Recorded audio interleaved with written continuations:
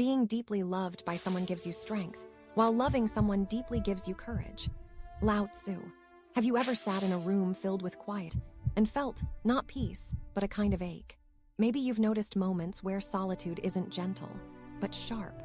When the absence of voices stirs up a hollow ache in your chest.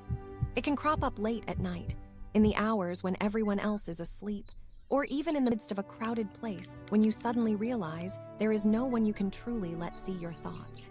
It's hard to explain, but sometimes being alone feels like looking into a mirror and not recognizing the reflection staring back. These moments press in on the heart with questions. Am I enough? Will I ever feel whole in my own company? But Lao Tzu saw this another way. To him, solitude was not a punishment or a flaw, but a doorway. Lao Tzu, the gentle sage of ancient China, believed that when we turn inward and brave the company of our own spirit, we begin to cultivate a different kind of strength.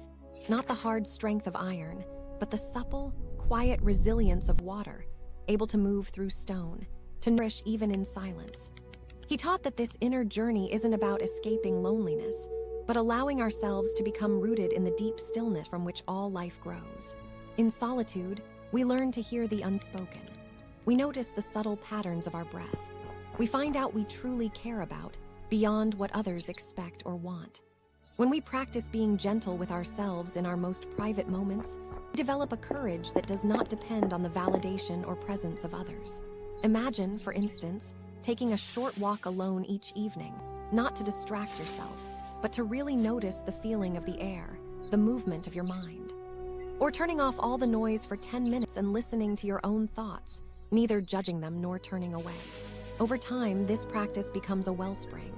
You grow a quiet, steady strength, the strength to be with yourself and the courage to offer real love to others, not from need, but from depth. If this speaks to something in you, consider subscribing.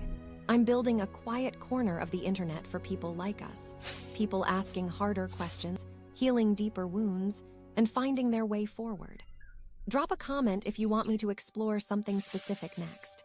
I'd love to hear your story. Cultivating emotional strength through solitude isn't about making the ache disappear overnight. It's about learning to treat your own company as something sacred, not something to be feared. With practice, solitude becomes less like emptiness and more like soil, a place where strength and gentleness both have a chance to take root and grow.